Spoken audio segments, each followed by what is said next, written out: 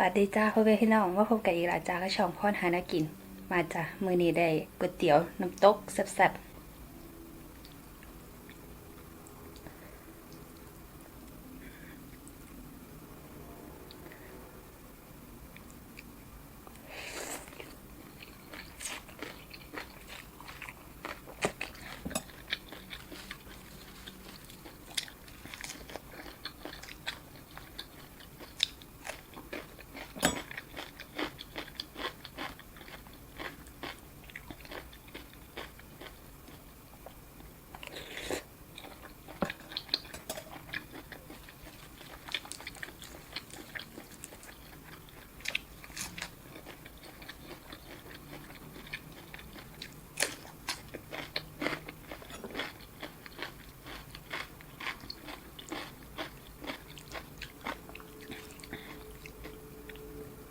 ไปเบิ่งรายสองพี่น้อง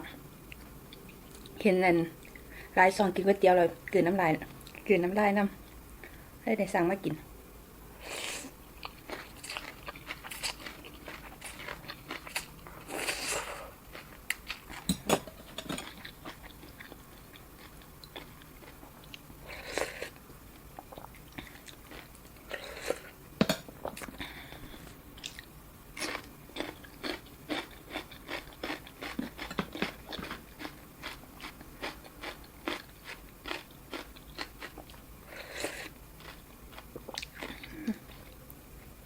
เนื้อเปื่อยหมูตุ๋น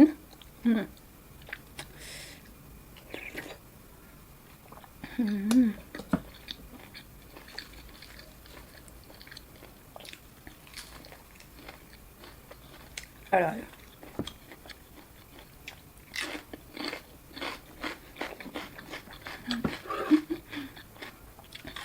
ฟิน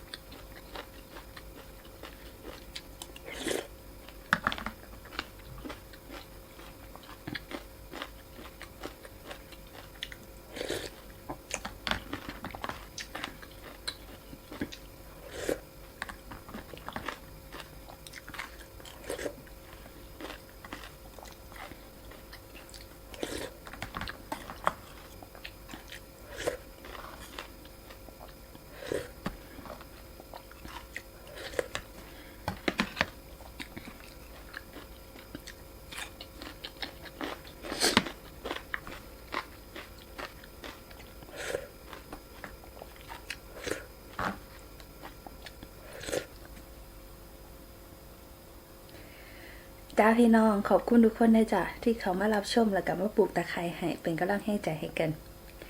ขอบคุณทุกเม่นนะจ้ะเดี๋ยวกลับไปเยี่ยมชมจ้าพี่น้องไปกินข้าวแซ่บๆน้ำกันทุกมื้อด้วยจ้ะจากมื้อนี้ก็กล่าวเข้าว่าสวัสดีจ้าฝากติดตามคลิปต่อไปนะจ้าพี่น้อง